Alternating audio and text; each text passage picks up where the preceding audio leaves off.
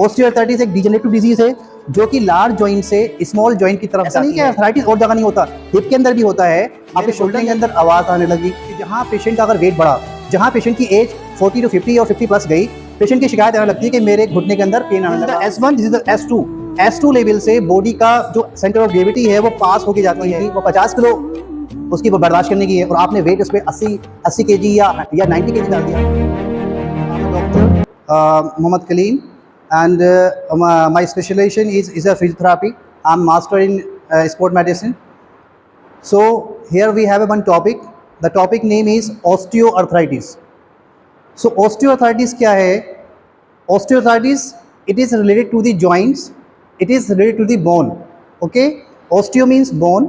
Osteo means bone, and the artho means joint, and itis means inflammation. So the name is suggested that it is related to the your joint. Generally बेटा हम जो बात करेंगे osteoarthritis की पढ़ेंगे। Osteoarthritis जो है एक डीजेनरेटिव डिजीज़ है। क्या है? एक डीजेनरेटिव डिजीज़ है।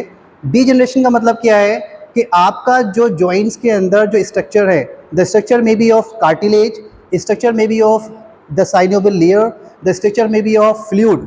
जो आप एक जॉइंट्स के अंदर देखते हैं कि उसके अंदर आपके उसका कार्टिलेज होता है जो जॉइंट्स को कुशनिंग प्रोवाइड करता है, उसके अंदर जो फ्लूइड होता है वो कम हो जाता है। तो ये सारे चेंजेस जो आते हैं अलोंग विद एज। तो डीजनरेशन का मतलब क्या है कि डीजनरेशन में अगर उसके अंदर कुछ खराबी, कुछ इरोजन, अगर उसके अंदर उसके टिश्यूज़ डैमेज होने लगे, that is called age degeneration. So that's why the osteoarthritis is a degenerative disease, and it is also called as tear and wear of the condition of a joint. मतलब tear and wear means कि वहाँ पर बहुत चीज़ें टूटेंगी भी और ख़राब भी होंगी, उसकी वजह से कहने का जो प्रॉब्लम आती है that is called as osteoarthritis. अब osteoarthritis एक क्वेश्चन आता है कि osteoarthritis शुरू कहाँ से होता है। जनरली बेटा ये देखा गया है कि जो ऑस्टियोआर्थराइटिस है वो एक जॉइंट की प्रॉब्लम है। जैसे मैंने बताया आपको ऑस्टियोआर्थराइटिस क्योंकि हमारी जो डेली एक्टिविटीज़ हैं, डेली एक्टिविटीज़ क्या हैं, जो हम एरियल एक्टिविटीज़ करते हैं, रोज़ हमें कितना खड़ा होना है, रोज़ हमें कितना बैठना है, रोज़ हमें कितना चलना है। तो जनरली ये देखा गया है कि ऑस्टियोआर्थराइटिस जनरली जो स्टार्ट होती है वो लार्ज जॉइंट से होती है, बड़े जॉइंट से होती है। तो इसमें ये देखा गया, जैसे अभी मेरे पास जो है ये बोन है, this is the femur and this is the tibia. तो जनरली ये देखा गया है कि तो लार्ज जॉइंट है हमारा, लार्ज जॉइंट है, the joint is called as the knee joint. Knee joint के अंदर ये चेंजेस शुरू होते हैं। क्या होते हैं? चेंजेस शुरू क्या होते हैं कि देयर इज अ डिजेनरेशन। होता क्या है, why the changes initially started in knee joint only. ऐसा नहीं कि आर्थराइटिस और जगह नहीं होता, हिप के अंदर भी होता है, आपके शोल्डर जॉइंट के अंदर भी होता है, लेकिन स्टार्टिंग जो होता है आपने देखा भी होगा कि जहाँ पेशेंट का अगर वेट बढ़ा, जहाँ पेशेंट की एज 40 to 50 और 50 प्लस गई, पेशेंट की शिकायत आने लगती है कि मेरे घुटने के अंदर पेन आने लगा, मेरे घुटने के अंदर आवाज़ आने लगी। आपने देखा होगा आवाज़ क्या होती है बेटा? आवाज़ होती है that is called as crepitus sound. Crepitus sound बोलते हैं उसको। तो वो जो साउंड आती है, साउंड में indicate there is changes which are going on in your joint. तो जो साउंड एक कहती है कि you have to be correct your alignment, you have to be correct your modification, you have to be take care your joints, कि आपको अब कहीं ना कहीं अपनी एडियल एक्टिविटी चेंज करनी पड़ेगी। अभी हो क्यों रहा है? Why the osteoarthritis develop in knee joint initially? शुरुआत क्यों हो रहा है? होता क्या है कि अगर आप एनाटॉमी देखेंगे इसकी, यू कैन सी हियर, ये आप इसकी एनाटॉमी देखेंगे, मेरे पास पे ये है स्ट्रक्चर, आपने देखा है this is the knee joint. अब इसमें आप देख रहे हैं this is the femur, this is the tibia. The tibia is, जैसे मैंने आपको बताया, I already told you, line medially and fibula is laterally. Is it clear? होता क्या है कि हमारा जो बॉडी वेट है, बॉडी वेट की एक होती है सेंटर ऑफ ग्रेविटी। क्या होती है? सेंटर ऑफ ग्रेविटी का मतलब होता है कि ऐसा पॉइंट जहाँ पर हमारी बॉडी का मैक्सिमम वेट वहाँ से ट्रांसफ़र होके जाता है। क्या कहता है? वहाँ से। तो हमारा क्या होता है, जो हमारी ये सैक्रम है, ये हमारी सैक्रम है, जो सैक्रम है, सैक्रम में ये कहते हैं कि सैक्रम S2 लेवल। क्या है? S2 level. This is the S1, this is the S2। S2 level से बॉडी का जो सेंटर ऑफ ग्रेविटी है वो पास होके जाती है। क्या हो जाती है? वो पास होके जाती है। इसी वजह से when the centre of gravity which is passing through the S2, then because of gravity we can walk easily, ठीक है, इन ए नॉर्मल वे। हम जो क्या करते हैं, हम चल पाते हैं। लेकिन आपने कभी देखा why the pupils are stooping forward, क्यों को झुकने लगता है? बिकॉज हर और his centre of gravity is transferring, changing. जैसे ही सेंटर ऑफ ग्रेविटी अगर नीचे आने लगेगी या ऊपर आने लगेगी, तो उसका पोस्चर जो है वो चेंज होने लगेगा।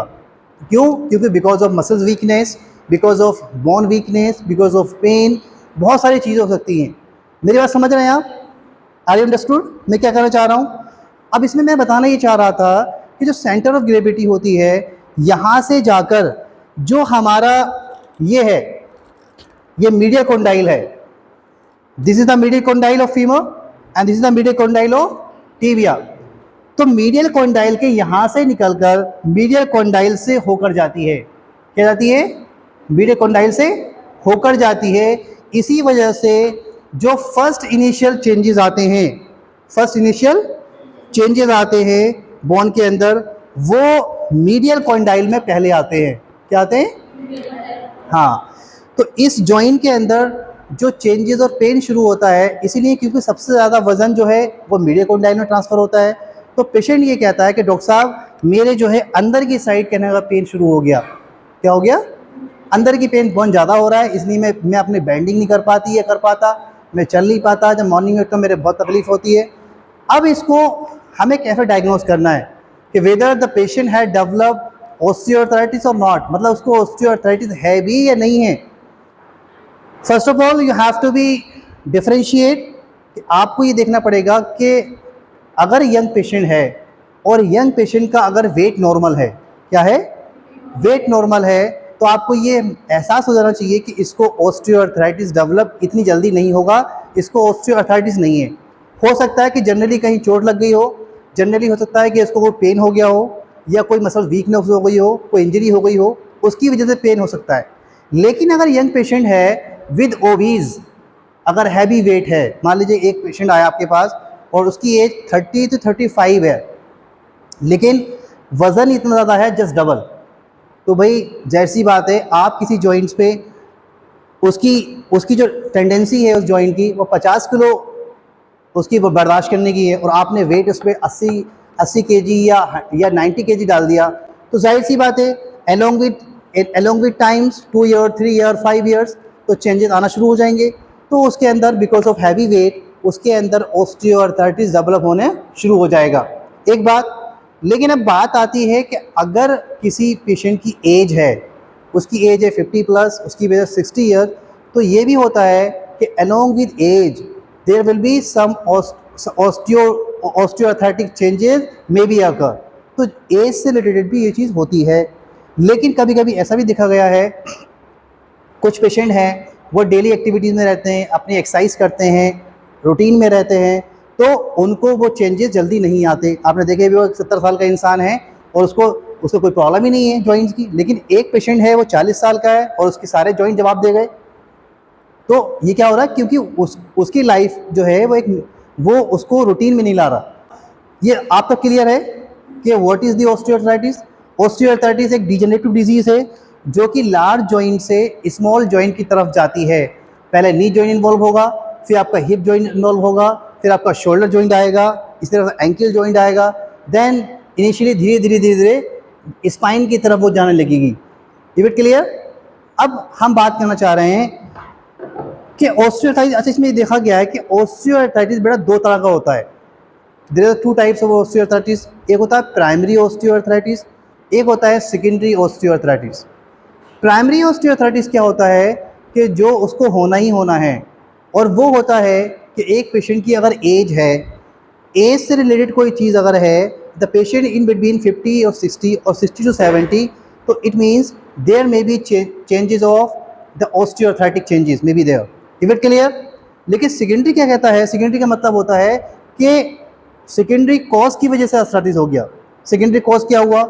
मान लीजिए उसकी डेली की एक्टिविटीज़ जो है वो नॉर्मल नहीं है, बहुत ज़्यादा खड़ा होता है 2 घंटे 3 घंटे, बहुत स्क्वाटिंग में बैठना पड़ता है उसे, या उसका वज़न बहुत ज़्यादा है, या कोई इन्फेक्शियस डिजीज़ है, कोई उसको इन्फेक्शियस डिजीज़ हो गई घुटने के अंदर, या फिर कोई ट्रॉमा हो गया, कोई एक्सीडेंट हो गया, उसकी वजह से पेशेंट लेटा रहा 6 महीने साल भर, उसकी वजह से हो सकता है कि मे बी देयर में बी सब सेकेंडरी चेंजेस उसको ऑस्टियोआर्थराइटिस डेवलप हो जाए।